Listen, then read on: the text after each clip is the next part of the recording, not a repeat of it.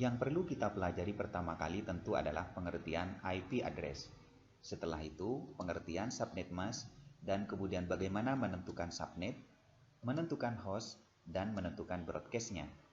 Baiklah, untuk membantu Anda memahami apa itu IP address, subnet mask, subnet, host, dan broadcast, saya sudah membuat sebuah diagram. Bila sebuah jaringan kita analogikan dengan pemerintahan di sebuah negara, maka Anda akan melihat negara tersebut dikelola dengan model diagram ini. Lihatlah, seorang presiden harus membagi wilayah kekuasaannya ke dalam daerah-daerah dan masing-masing daerah membawahi sejumlah rakyat. Dalam komputer kita menyebut daerah-daerah ini dengan subnet, sementara komputer-komputer yang berada di bawah koordinasi subnet ini kita namakan dengan host. Nah, lewat video tutorial ini kita akan mempelajari bagaimana sebuah jaringan dikelola menjadi seperti ini. Marilah kita mulai dari yang pertama, yakni pengertian IP address. IP address tak ubahnya alamat pada sebuah rumah.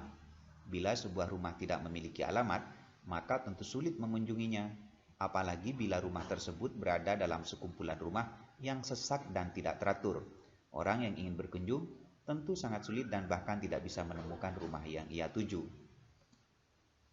Oleh karenanya, rumah-rumah tersebut harus ditata dengan rapi dan diberi alamat sebagai penanda.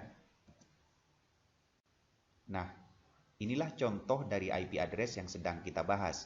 Ia terdiri dari beberapa angka yang dipisahkan oleh 3 titik, dan dengan begitu ia terbagi menjadi 4 bagian.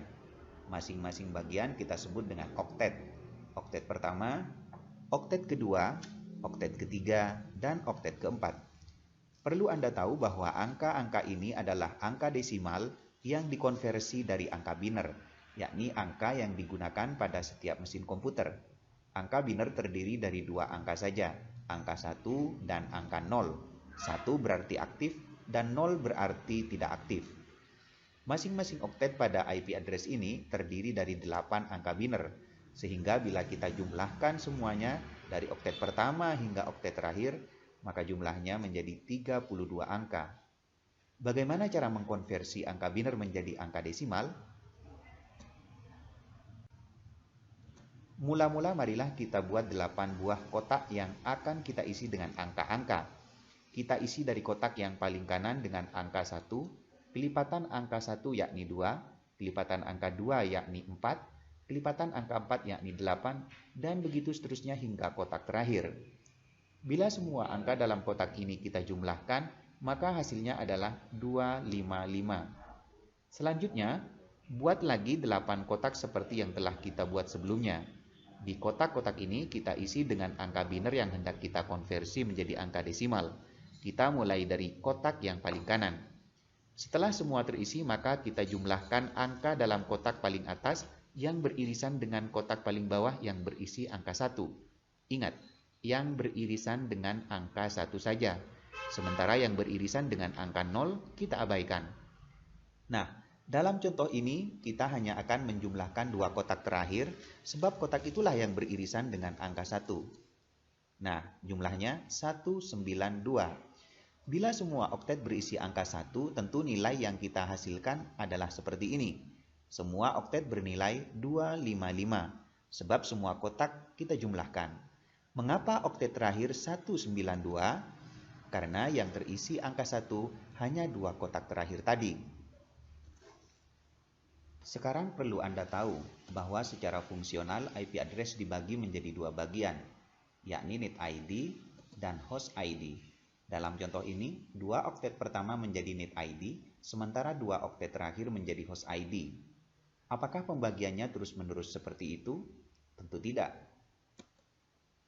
Bila IP address tersebut masuk kategori kelas A, maka yang menjadi net ID hanyalah 1 oktet pertama, sementara 3 oktet lainnya berfungsi sebagai host ID. Bila IP address tersebut masuk kategori kelas B, maka yang menjadi net ID adalah 2 oktet pertama dan 2 oktet terakhir menjadi host ID. Bila IP address tersebut masuk kategori C, maka yang menjadi net ID adalah 3 oktet pertama dan hanya 1 oktet terakhir yang menjadi host ID. Bagaimana sebuah IP address dapat diketahui apakah ia kelas A, B, atau C? Caranya mudah. Bila oktet pertama berisi angka 1 hingga 126, maka IP address tersebut termasuk kelas A. Bila oktet pertama berisi angka 128 hingga 191, maka IP address tersebut termasuk kelas B. Sementara bila oktet pertama berisi angka 192 hingga 253, maka IP tersebut termasuk kelas A. Nah, sampai di sini kita sudah tahu apa itu IP address, bagaimana mengkonversinya dari angka biner menjadi angka desimal, dan juga bagaimana membedakan kelas masing-masing IP address. Saya harap video tutorial ini sudah bisa Anda pahami dengan baik, agar apa yang akan saya sampaikan selanjutnya, yakni tentang subnet mask, jumlah subnet, jumlah host, dan broadcast, bisa juga Anda pahami dengan baik.